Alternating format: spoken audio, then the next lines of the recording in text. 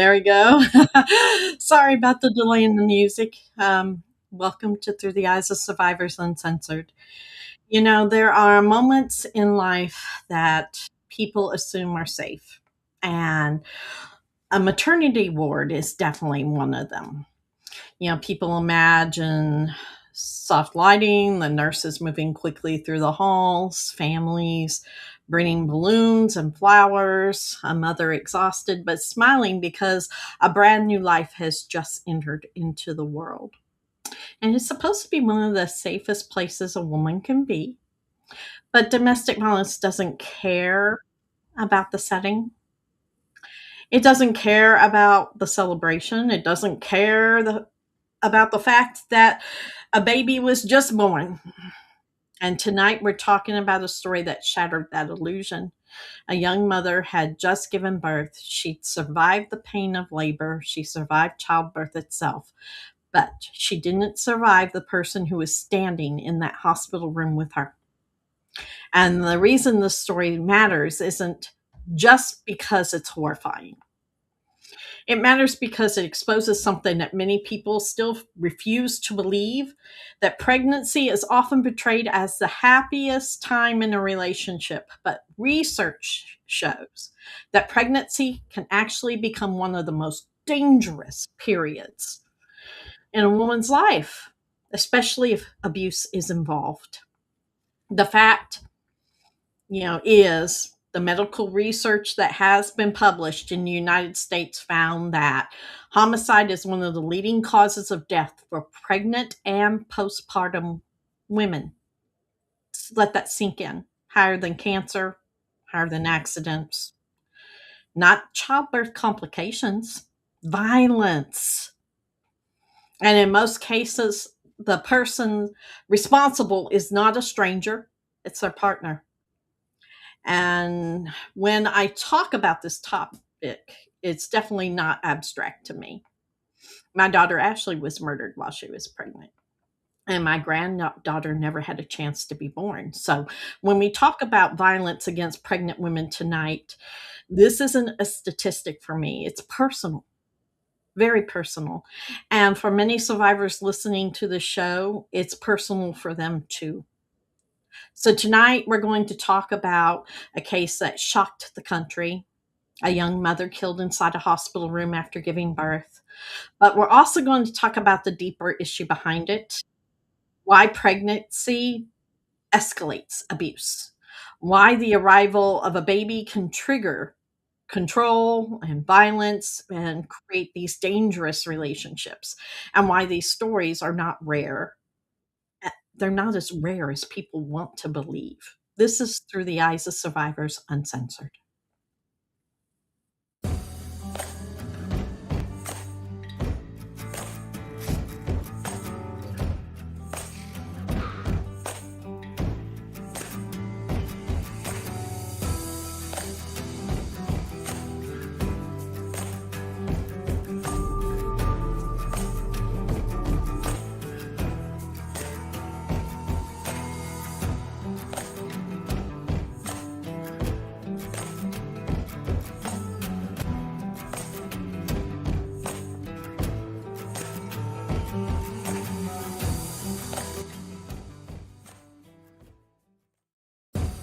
Important notice: the following content may be triggering. Viewer discretion is advised. All discussions are based on personal opinions and experiences. If you or someone you know needs help, please reach out to a local support organization. Important notice: the following. Welcome back, and we have our lovely Amanda here with us today. And before we get into this news story, which definitely shocked Amanda and I both when we saw it, we need to take a moment to plug our lovely affiliates. So I want to take a quick moment to talk about something that can really empower your journey towards safety and healing. It's called Truth Finder. It's a simple tool that helps you uncover public records and background information about the people you may encounter in your life. Whether you're reconnecting someone from your past or just want to ensure the people around you are trustworthy, Truthfinder provides you with the information you need to make informed decisions. And here at Through the Eyes of Survivors, we're all about creating those safe spaces and giving survivors the tools they need to reclaim their power. That's why we're excited to share Truthfinder with you. So try it out. I've used it. It's a wonderful tool. And support our podcast. Please visit the links in the description and comments. And thank you for supporting our mission. Also, Opus Clips. It's an AI driven platform that helps us turn powerful podcast moments into short, impactful clips from survivor stories to hard truths. Opus Clip helps amplify our voices and spread awareness across every platform. So, if you want to turn your content into scroll stopping reels and shorts, try Opus Clips by using our link. And also the Self Defense Keychain Store. We're proud to partner with them. This is a woman and minority owned based business that creates personal, discreet, stylish safety tools designed to help women feel empowered and keep them safe. Use your promo code Break the Silence and receive your 10% off. All of those will have links that you can click on those and look all that over. So, all right, Amanda. So I know I touched on some of that story before. We're talking about, 20, what, she was 24-year-old Precious Johnson giving birth to her baby in Alabama. You want to give us more details about that for them? Yes. So on March 1st, Precious Johnson was a patient at the Women's Medical Center in Brookwood Hospital, which was in Alabama. At this time, her husband made access to her room, her maternity ward room after giving birth, and took her life, and then took his by using a weapon. And I'm going to be honest with you, Tara. We read a lot, we see a lot, we hear a lot. Yes. And it's not that we become desensitized. It's more so of we when you advocate to a certain point, you begin, as many years as we have, you begin to think and feel like you've seen it all. Mm-hmm. But then a case comes along and it shocks you. It makes your belly, like, it just makes you sick. Like, it almost makes you sick, like you want to vomit. It just, and it takes you into a personal area of your life, your abuse. That's where, I know it took me. I was being abused during my pregnancy. But I never could have imagined my daughter's father walking into the hospital room giving birth to her. Yeah, recovering. She's recovering from just giving birth. I mean, your hormones alone when you give birth, or like you're happy, you're sad, you're like hungry, you're tired, like you're just so everything. And at that time, your body's healing too, because you just went through something that is very traumatic for a body to go through. Even though it's a beautiful thing, it's traumatic. And your baby's is your goal to leave, like, right? Like, you're looking forward to putting her or him in their first outfit, going home, taking pictures. There's so many things going on there. And when you're in a hospital, you think that you are safe. You assume you're safe.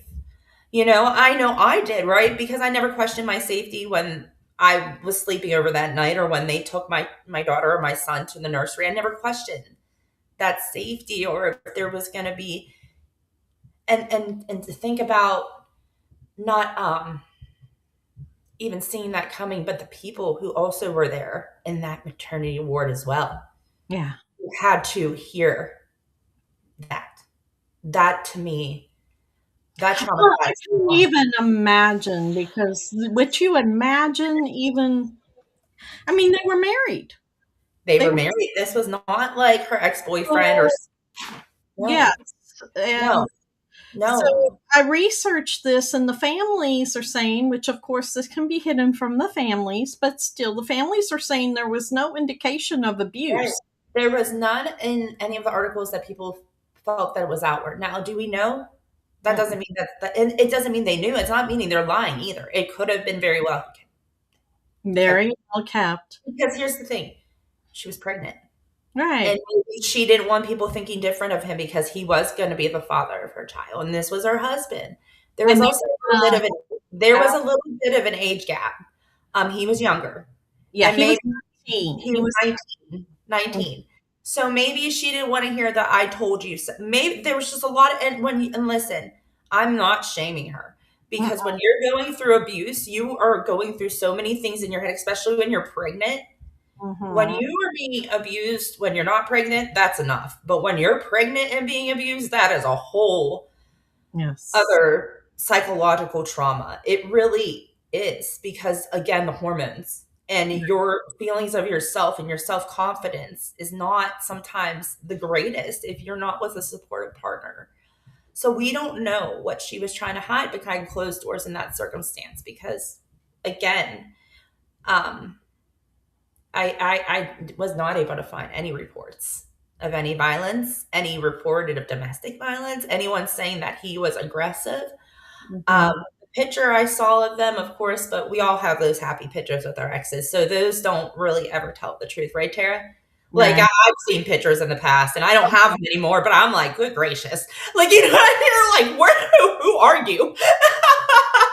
Are you But smiling? what indicated to me that there was some issue is the only thing that indicated it to me was he wasn't present during the birth.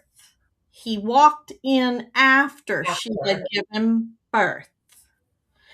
So to me, that's the only indication that there was something going on.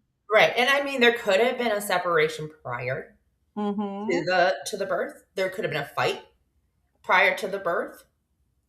Mm-hmm. We don't We know what know. was going through his head, because But yeah. I mean, I could sit here and give you many list of reasons what abusers and narcissists and violent people could accuse before you give it. He could accuse her, that's not my child, fully knowing that was his child. And, you know, or there could have been where she didn't want to be with him anymore. And Mm-hmm. she was putting boundaries up prior to this child, and he found out that she was getting ready to leave. And he Mm-hmm. got, there's so many things, but I know one of the things that play key in this and is gross is sometimes these men are genuinely jealous that this Oh person is coming yeah. into the world and taking your attention away and getting love from you that they don't want you to give to anybody else but them. Oh And yeah. yeah, Yeah. So for me, I mean, just walking it back, for me, I would have been like, whatever was going on when he walked up into that hospital room, my expectation would have been, oh, you did such a great job. How are you feeling? You're so wonderful. That, walking into right, that room with flowers and a balloon or whatever. right, If right. they had an argument and he wasn't there for some reason, or the baby came too fast or something, whatever the expectation is, that he would have came in just praising her, but instead, he unloaded his weapon and he turned it on himself too. And So that's the important part of the story that we have to remember. It wasn't like he just took her life and then like moved on and left. Like, and I was like, I'm done. Like, you know, like that wasn't much of it. Was like both our lives are now done. And this baby is not going to be raised by either of us. yes, and so it's very premeditated. Hospitals are a weapon-free zone.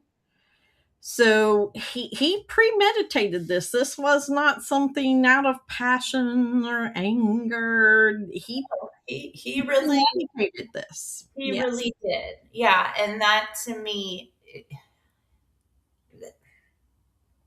that's so dangerous. You know, like he was refusing this baby. Like it sounds like he's like, I'm not going to be there for that birth of that baby. But when you're done giving birth to that baby, you're gone. Like this is done. We're both done. Mhm. Because there could have been questions. Well, if he didn't want this baby, why didn't he do it prior to Mhm. her giving birth? There was a reason why he waited. You know, there was something in the significance of whatever was making sense to him that he waited for Right. the baby to be born. And I'm very grateful that that child's life was spared, but I'm Yeah. also hurting for a child that is orphaned Yeah. because of someone's mental health issues and Mhm. Yeah, because of this, and then like you touched on Right. before, the hospital workers we're expecting to, have a proud mom, a proud dad, protective parents, a happy chapter beginning in their lives with these children, and now you know, um, they're having to struggle with themselves also with responding to what happened, trying to give life saving techniques to both of them. And That was and it traumatic in happened in itself. your workplace like that. That's terrifying. I'm telling you, that had to give those poor ladies, because that's not what they go into work expecting. And again, the people around them, could you imagine just giving birth to your child or being in labor? Or, I mean, maternity awards, is supposed to be like a beautiful thing. Like it's supposed to feel safe. It's supposed to be one of the most secure areas in the hospital. I know personally mine was like in the basement of the hospital, where I gave birth to my three children. And they always played that like lullaby song over the speaker of the whole hospital when someone would give birth. So it would play all over the hospital, and you'd be walking through and you're like, oh, someone gave birth. That's supposed to be what it feels like in that moment. Yeah. He walked in there and made the decision he done with that weapon, and the sounds that were made and the screaming and Yeah. It's just horrifying. everything It's away. one of those things that are horrifying. It's just horrifying. And and to me, yeah, I can't even imagine like the family involved there, the friends, the people that were expecting this baby and wanting to celebrate this with her and watched her prepare. And again, we have heard things of women unfortunately going home and violence taking after, them coming home. And but the boldness of like, I need to end this now. That baby is now, you have delivered that baby. It is done to me. It's just, Yeah. I can't. Usually what we hear, the common story is before or after, but not right up in the middle of it while it's happening, at the hospital. No, So that's why it was like very shocking to us. That was definitely a whole new level. a whole, So what they say is, with the statistics I have here, they estimate between 3% and 9% of pregnant women experience domestic violence during their pregnancy. And experts believe the real number is higher because many cases go unreported. Also, they say research out of obstetric, I'm saying it all wrong, obstetrics and gynecology found that pregnant and postpartum women are more than twice as likely to be the victim of homicide than women who are not pregnant. So that those statistics are really horrifying. that's, I don't even know how that's okay. I'm sorry. That's just horrifying. Right. So, I mean, it's a very uncomfortable reality, but yet nobody wants to address that danger. No, no. It is. I have had so many mixed reviews on talking to people through the years, and I know we talked about this on Uncensored before about getting involved and doing certain things and how. I mean, did anybody even really know? Like he had to have his weapon hidden when he was walking, and it wasn't like he was announcing. And it wasn't like there was an argument leading up, that I'm aware of. Like he just like walked in and did it and Aware of. walked. Yeah. So it wasn't like, where it would be like with me and my ex, where he would blow up and people would hear it. And then, it'd be like, we heard the scream, we heard the, like, this was literally people just going on with their lives. Someone walking in, which they were, again, we're just assuming was a visitor or the father or whatever. And then the next thing, there's sounds and they're gone. Right. And so to me, again, this is just so much more of like, as the community, I don't really think there could have been much prevention other than a lot of hospitals don't have like metal detectors Right. or certain things where you have to go through to get in. I know some are bigger city hospitals do. I know my hometown hospital does not. but Right. we're a small town. So it depends on, and again, this doesn't sound like this was like a big city. This sounds like this was like maybe a more of a town outside of Alabama that was maybe a little bit more smaller and didn't have like a big, security protection. But I mean, I hope, Tara, that this does make the health system look at safety a little bit different, because I know that they have had safety in the past for the babies, because unfortunately in the past they've had instances where people stole babies, went out with other people babies and acted like they were leaving with their own. So because I know that because they had to up the ante on the security when I was having my babies, and I remember them like explaining that because you had to wear bands that matched your baby's foot band so that they could detect that was your baby. Right. And again, the first goal is the baby, right? You don't ever think that the mother is going to be the one that you have to ultimately protect as well, other than for her health, but not for her sanity and for her, you know. Right. Absolutely. So let's talk about what you touched on that a little bit earlier about how pregnancy and abusive relationships changes the dynamic, right? For Mhm. someone who's already controlling and abusive, that can trigger a whole level of escalation because, like you said, jealousy towards the baby. I mean, things like loss of control of the situation. The mother has more power and control over her body and herself and the baby, and they hate that. Well, yeah. And they also feel rejected because if they are sexually dominant and you're tired, and after, like, really you just don't want to be touched sometimes when you after having a baby, like you can't do anything for 6 weeks sexual, but then after that, like, still you're losing sleep, sometimes you're not showering, sometimes you smell like spit up, sometimes you just want to sleep for 45 minutes and you just don't, you're overstimulated. They'll get really jealous of that. I know my ex really, I mean, he compromised me because he made me have an intimacy with him before the 6 weeks when we first had our daughter. I don't think that's that big of like kind of like really guilt trip it, and made it to the point where I was like, and now thinking back, I'm like, oh, that was so horrible for him to even like. It just is gross. So for me, I feel there's so many aspects of what they take even before and after the baby, but in pregnancy, I know again Well, they we can do it before. I mean, with my daughter Ashley, they put me to bed the last 6 weeks of the pregnancy to right. rest, and and we weren't supposed to do anything, and he would force that issue. He And would. you don't want to be touched even there around that time because you're just so uncomfortable at the end of your pregnancy that everything is just pushing, Mhm. or the Well, we were high risk. We were at danger, both me and that baby, but his needs had to be fulfilled. fulfilled more than the Then and then again, I was cheated on during one of my pregnancies, and that, ooh, I'm yeah. gonna tell you, he cheated on me like it was a job. And now y'all gonna sit here and go, okay, if she cheated on you like it was his job, why would you feel different when you were pregnant? Let me tell you, when I was pregnant, it did not sit with me as well as it if I wasn't. I Mhm. was so vulnerable at that time because his baby was inside me. I was taking care of his 2-year-old toddler, Mhm. and he is talking to a woman who did not care that I was pregnant, had a whole different narrative of me.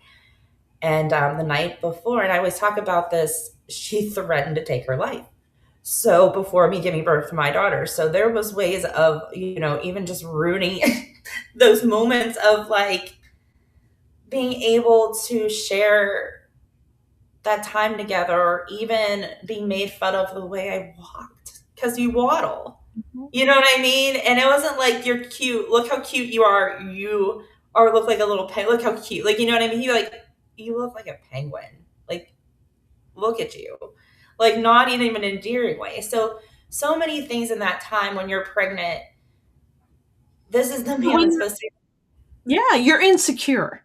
You're You're insecure. severely insecure, so you rationalize and you justify in your head the cheating because, like, you're insecure about your own body and your feeling and the way things are Yeah. going. They use that against you. Oh, absolutely. And I mean, he was cheating on me with a stripper. And I don't think I could have, that's like really kind of like,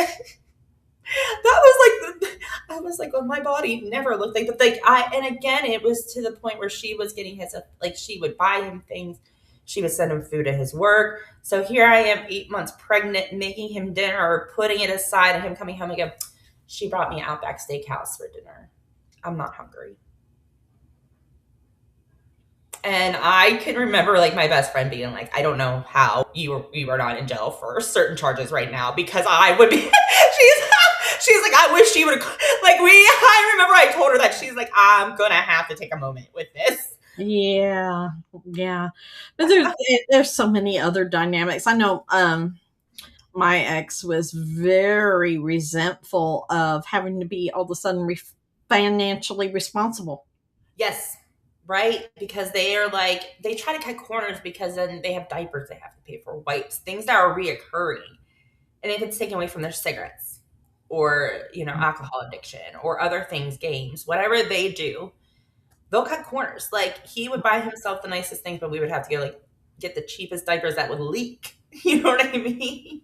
To Yeah, well, him it was just he never held a job for very long, and him having to go get a job even made was, them mad.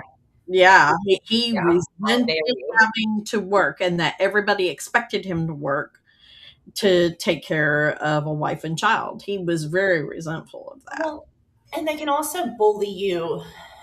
I remember with our first, we were in a long distance relationship. So he lived in Baltimore, I lived in Pittsburgh at the time. So we didn't start moving in together until I was in my 4 months of pregnancy. So we were living apart for like a good 4 months of my pregnancy. And when we went to my first gynecology appointment to look at, they do like this show you your due date estimate off of like your like kind of like, and they'll sit there. He humiliated me because he was like literally up on the doctor going like, wait, no, you needed what date? And then he's looking at me like, you better, this better add up. And you could tell the doctor was like picking up that this was not healthy. Like I could see in his face, and he wasn't my doctor, unfortunately, through my whole pregnancy. I had to change my doctors because I moved. But you could tell, and I was like mortified because he was like looking, like making sure that it was like, and I'm like, dude, that was so unnecessary.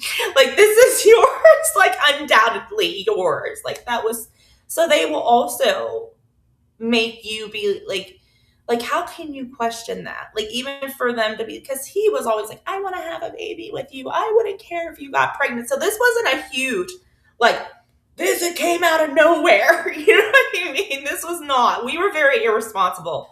I am old, and I mean she's 16, I'm not, there's nothing to lie about it. I mean we were very responsible, we took no precautions, and he knew that, and he knew, and we were old enough to know what happens when it does that, and he said he wanted it, but then when the pregnancy came, he became a different person too. So Right. they also do that where they'll say they want the pregnancy, and then you get pregnant and they become a whole other person. Well, again, like we hear that all the time. It's reproductive coercion. So some people just don't want the child in their lives. Some abusers, they think it takes too much control, but others use the children as leverage. Mm-hmm. So the children are, and it starts at the beginning. I know Joshua took away Ashley's birth control because he wanted her pregnant and he didn't give her the choice. Or we've heard so many times from survivors their birth control getting sabotaged on purpose, you know? And then it escalates further down the line into, custody issues, Oh, and they absolutely. use the child as a way to maintain control. So these babies, when babies come, it's there's always some way they are going to use that situation one way or another when Oh you're in yeah, an abusive situation. absolutely. I mean, I've said this before, like I got my tubes tied because we were getting pregnant back to back and he couldn't hold jobs just like your ex Tara. And I was not going to be 5 kids in and not be able to afford them. And after I had my tubal litigation, that is that's kind of major stomach surgery. You have to wear a band. You have to. he was refusing to take care of me. He was refusing me to help with our small children. It was almost like, I don't care what happens to you. I don't care if you bleed out. You did this to yourselves. I didn't want this. So that does happen in different ways as well. They definitely, as again, I saw a meme on Facebook, and I told my husband about this because it was too good not to share with people. But it said, a narcissist father, you will be able to tell two different things. A narcissist father doesn't brag about his children because he's proud of his children. He brags about his children because of how his children makes him look. Right. So basically, it is so much more about their image and how the family image makes them look, more so of the genuine, like, of how I would feel as a mother or how you feel as a mother, Tara. It's not genuine love. It's more of an outer role playing, kind of like, this is how I want things to look. Well, and here's the thing that I have never been able to find statistics on, and they're not doing it. And you and I have seen this at many of our retreats when we do, a certain particular exercise where people make a statement about the abuse that happened to them, and everybody raises their hand who experienced the same thing and said, me too. There are so many women who are miscarrying due to abuse. And there are no statistics on those numbers. And I know how horrifying that is because I have been a victim of that. And that is so odd to me because that is, as much as it's horrifying, it's not uncommon if you're being beaten during your pregnancy or you're being stressed or even verbally abused, or because any kind of stressors, any kind of, even if you're not being physically hit, you can miscarry because your body can only handle so much of amount. And yeah, that is crazy to me because, Tara, I do believe there's more people out there than we know that it's experienced that. And it's not fair. And they should be charged for that. I'm sorry. That is a murder of a child. And I believe that is something I always felt strongly about, because if you can physically cause harm for someone to lose a child, that's yeah. See some of our supporters in there talking about they've had the same things taken away of birth control, them being in danger while they were abused. And I am so sorry, ladies, that has happened to you. That it's way too common. This is way too common a topic that nobody is talking about. Yes, and we are sorry for this because one of the things is this is the most vulnerable time for women, and we should be protected by our partners during this time, not being abused or threatened or mistreated. I just, yeah. It's very hard for me as a survivor to imagine how many women out there, again, were forced into certain circumstances and then have certain rights taken away from them.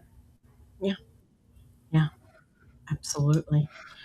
Well, we're going to take a real quick break and we'll be back with this topic. Before we continue the conversation, we're just going to take a moment to show you some of the really incredible, important work we're doing at Break the Silence with our volunteers. We do need volunteers. Our organization runs on our volunteers and how much they help answer message, moderate our communities, share resources. I mean, it helps to amplify survivors' voices, and volunteers are truly the heartbeat of the organization. So if you ever wondered how you can make a difference for survivors, volunteering may be the answer for you. So we're going to play the video and we'll be right back. At BTSADV, every survivor deserves to feel seen, supported, and safe. But we can't do this work alone. When you volunteer with BTSADV, you're not just giving your time, you're giving hope. Hope to survivors rebuilding their lives. Hope to children who've lost a parent to domestic violence. Hope to families healing after trauma. We have volunteer opportunities for every skill set. Support line volunteers who answer calls with compassion.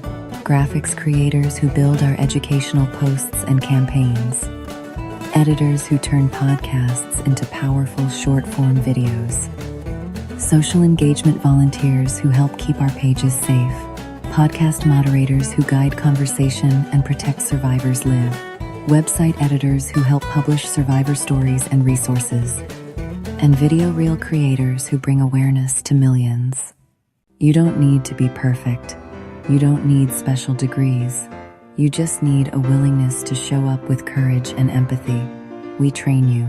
We support you. We walk with you every step of the way.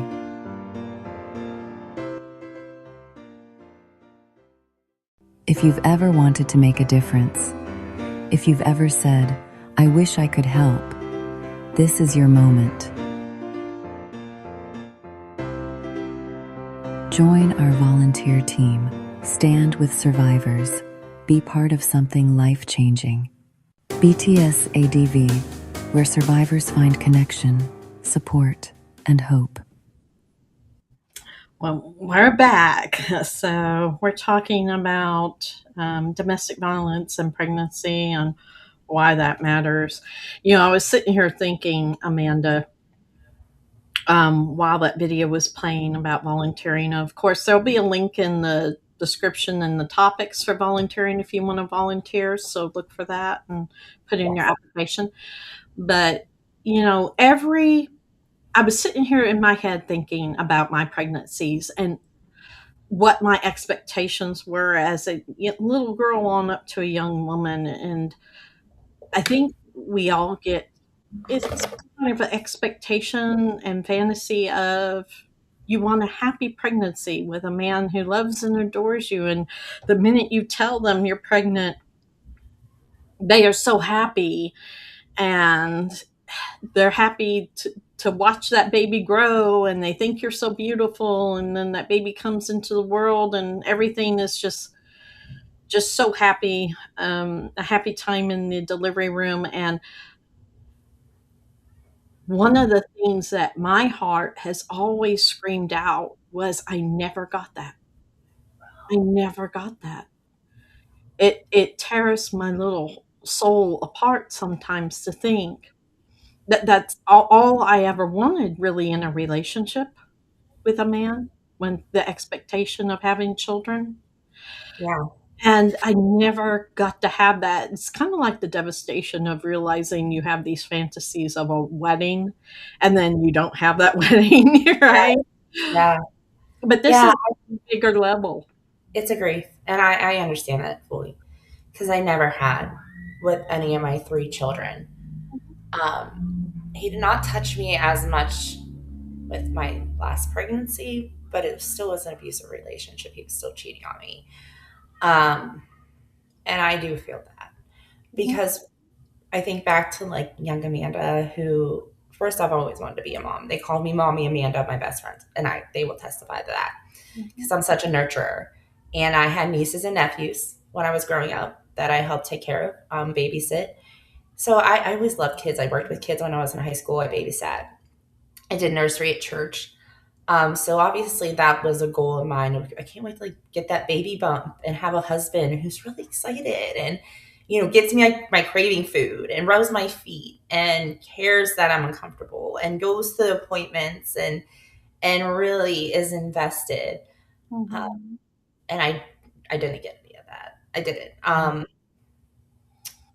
No, you get with this thing in your mind that, and this is what we even tell our daughters. I've even told my granddaughters this, that this should be a time that it's an extension of your love. You're building something, building a family, Both of you. multiplying this family, and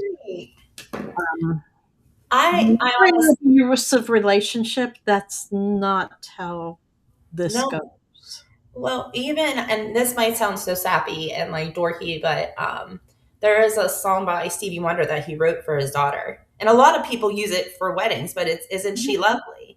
And if you listen to it, the beginning is the cry of his daughter, but he's talking about how overjoyed he is and that through them, their love made her. And I actually would get very emotional at that song.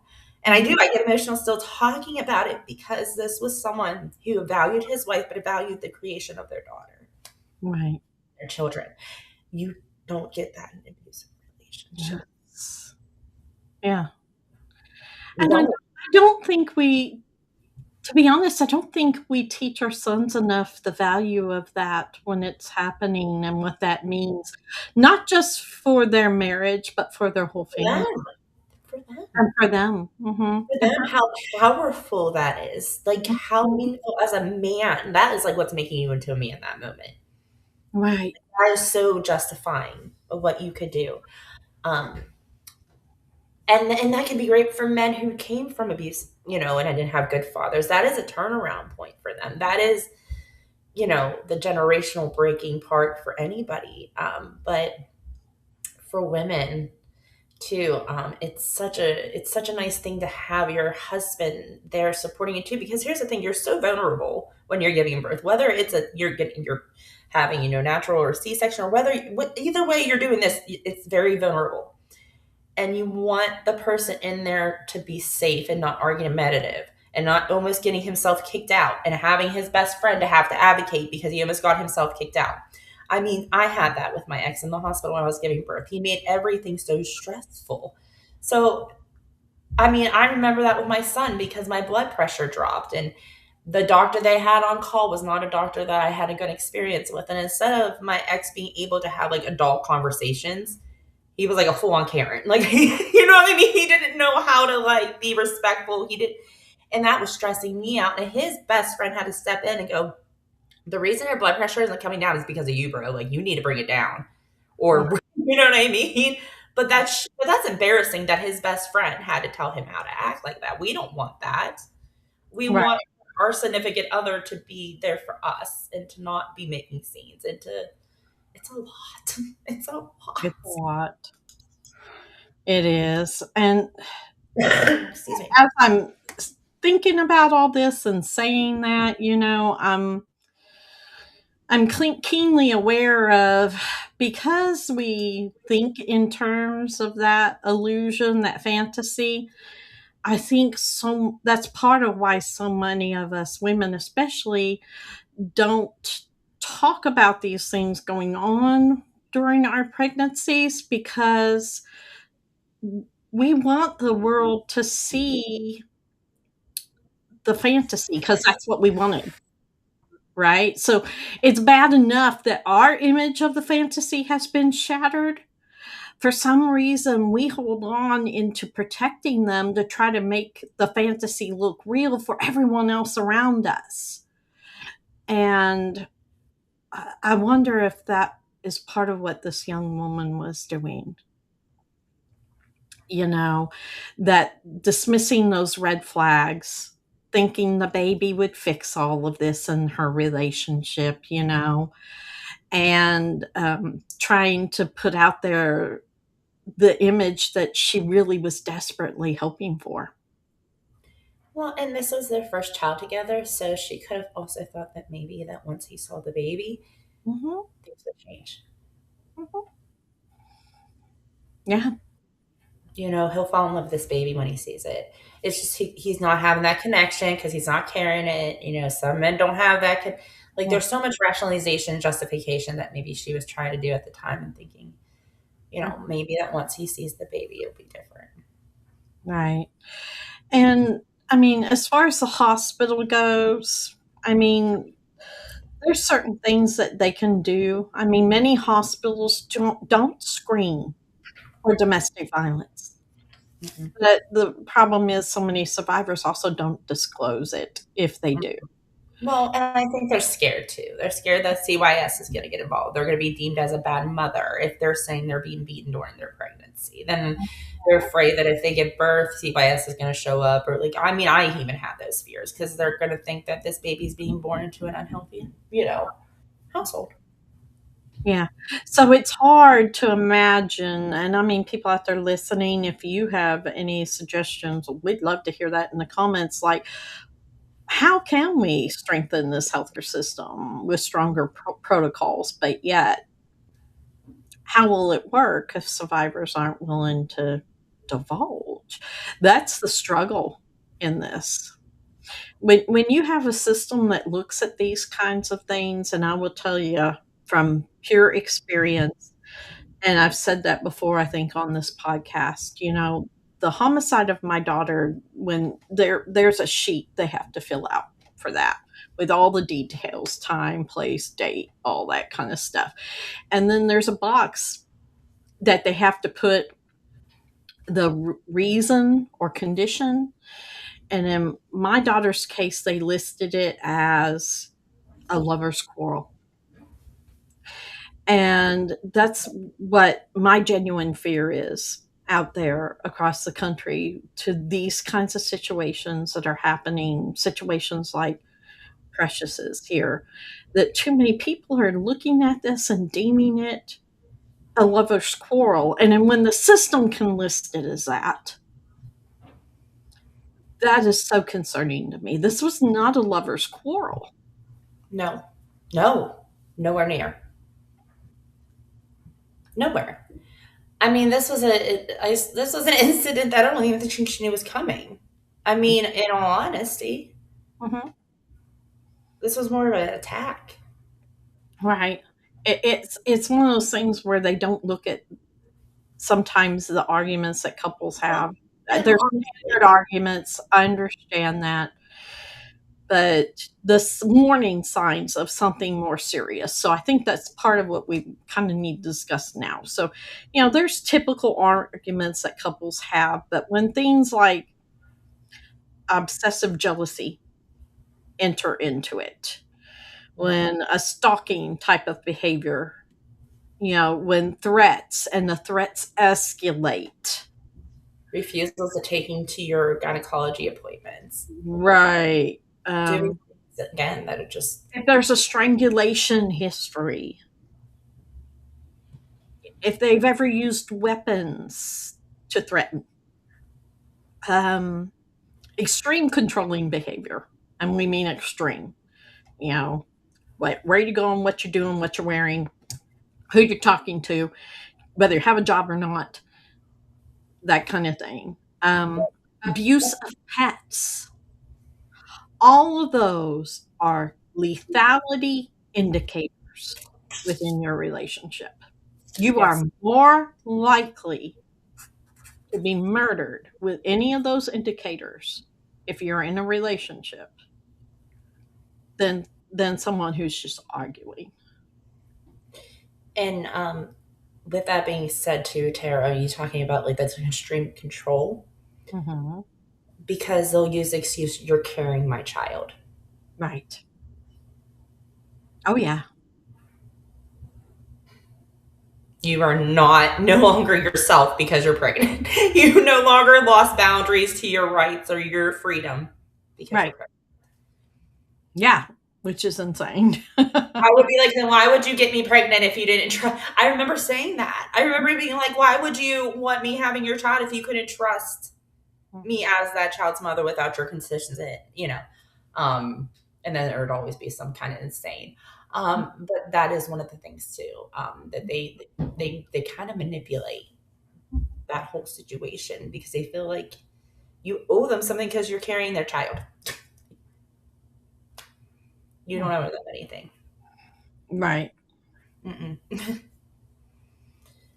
No, and then I mean it becomes obvious. I mean, in my daughter's case, it was very obvious. He very much had the attitude of, if I can't have you and that baby, nobody will have you and that baby, and that is exactly what he did.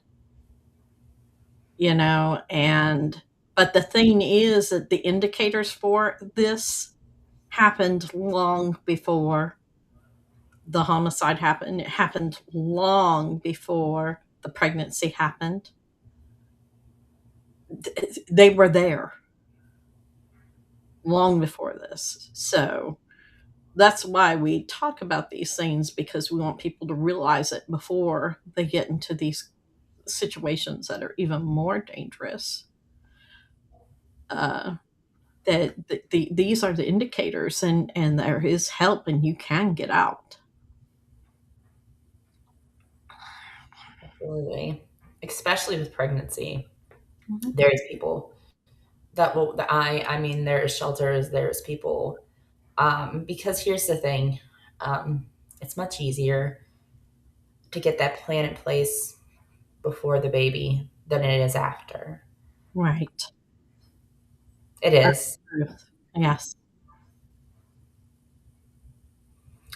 It's just it's something that's that it's been very hard for people who have not been through this situation to understand that. Um, it's hard to leave either way in any circumstance. But I feel that if you're able to get the support before the baby's born, it will make your delivery much more enjoyable and peaceful. But you will also be able to make more sound decisions at that time instead of having to do this while you're trying to take care of a newborn and yourself. So Yes, absolutely.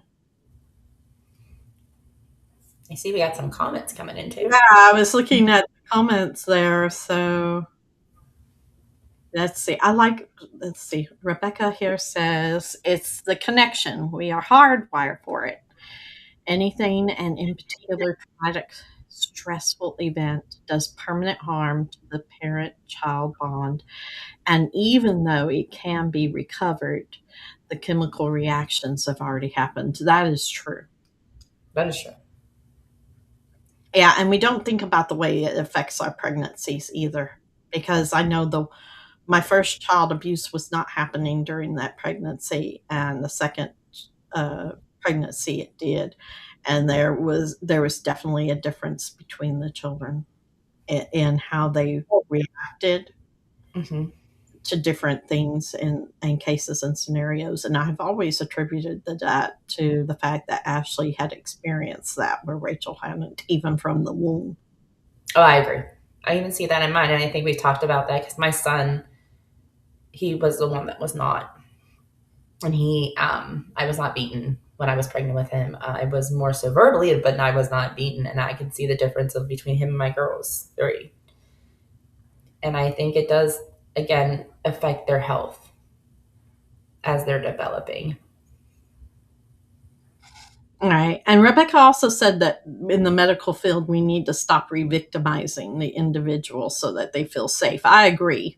Because too many times, the way any first responders react, and the legal system, which is a point Anna had in here, um, they actually want to make the victim prove their innocence. I agree with Anna on this. So they re-victimize you through the whole system. It does because you feel like you have to re-explain things, and then you're a hot mess thinking that they don't believe you.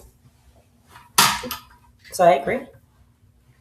Yeah, absolutely. I know we're getting close to wrapping up here, Amanda. Is there anything else that you wanted to say about this case, or to anybody out there who may know somebody or is pregnant and experiencing abuse? Um, I mean, first and foremost, you're not alone in this. Even if you don't feel that your immediate family or friends are understanding, there is people out there that does. Your safety is everything. You, first and foremost, don't have to feel bad for being in that situation. You don't have to feel bad that the father of your child hurts you. That is not on you. Um, and you are allowed to be selfish at this time and do whatever you need to do to protect you and that baby, because when we are pregnant as mothers, our goal is to keep our baby safe. Our goal is to have healthy pregnancies, but we also should put that expectation for us to be healthy and safe, because without a healthy and safe mom, that child's not going to develop. It's not going to flourish. And you two deserve so much more. Because I'm going to tell you, I was that girl at 21 pregnant. And I thought, when he sees our daughter, he's going to fall in love with her. And all of his bad habits, his anger, it's going to fall away. He magnified his behaviors. He never got better. And he never prioritized his children. Right. Yeah. Yeah. And I would say to anybody listening out there that if you've experienced even miscarriages or stuff because of abuse, that is not your fault. And don't burden yourself with that. I have years of burdening myself with that, and even now with the death of a child who was living, burdening myself with what could I have done more. You can't you can't fathom what to do about evil if you're not evil. It's unfathomable to your brain and how we work as people. You When can't accept it. someone is truly narcissistic or they're truly um, capable of that kind of what I call it's evil with that kind of violence, there is no comprehending that. And there's nothing you could have done, nothing that would have made that person better or the situation better. All you can do from this point is is walk forward into a place of first safety and then into a place of self-awareness and then into a place of thriving and realize that you are way better than what you were told. So just keep moving forward with that. Um, so I had a closer here. Be sure, like stories like this are kind of difficult to hear. I know.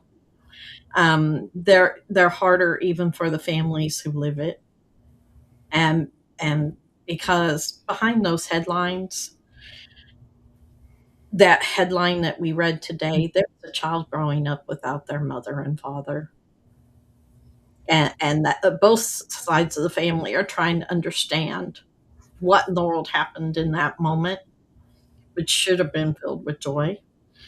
And so domestic violence, it hides in places that people just don't expect.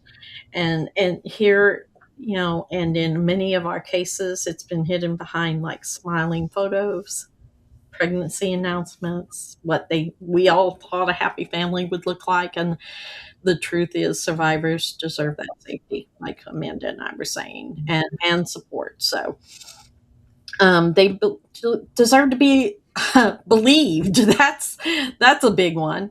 So if tonight's conversation does anything, we hope it reminds people that abuse is never just drama. People want to think it's just drama, that the couple's having drama, a lover's quarrel. But no, it's serious and it's dangerous. And that's why awareness can save lives. Um, so a few reminders before we go. Of course, in the comment section and everything, BTS ADV support line is available to you 24/7 from 9 a.m. to 9 p.m. If you need some resources or a listening ear, please contact us. Also, please heart this episode, like it, share it, send the episode to someone you know who may need to hear this. We would love to get this awareness out to more people. Also, Survivor to Survivor airs on Fridays. If you have a question that you would like me to address as a survivor of domestic violence, you can write it to us at podcast@breakthesilencedv.org. We will keep you anonymous. Those air every Friday at 5 a.m. Central Standard Time. Also, we do have a TikTok, again, where we put out awareness videos and a series called The Narc Diaries, where we all talk about what our narcissists said to us. So you might want to go over there and check that out. That's at BTSADV7. And also, we are looking for podcast sponsors. Those are available. If anybody or knows a business, or if you would like to become a sponsor, check that out on our website and contact us again at the podcast at breakthesilencedv.org. And also, we do have an online store that you can help support survivors with, which we're going to end the podcast with. Definitely check out the store because we are currently, over the next several weeks, revamping it with all new merchandise. So for the next several weeks, we're going to be adding more and more stuff over there, some great stuff, you know, that will help support the organization and the services that we're trying to provide. So we thank you, and we'll see you next week on Through the Eyes of Survivors. We hope you're enjoying this episode of Through the Eyes of Survivors. At BTSADV, every survivor deserves to feel seen. We hope you're enjoying this episode of Through the Eyes of Survivors. We wanted to pause for a moment and let you know that Through the Eyes of Survivors has a shop now open. And this is a great way for you to not only help survivors of domestic violence, but also let everyone know that you will not be silent about this important cause. From t-shirts to bags to coffee mugs, we have so much to choose from.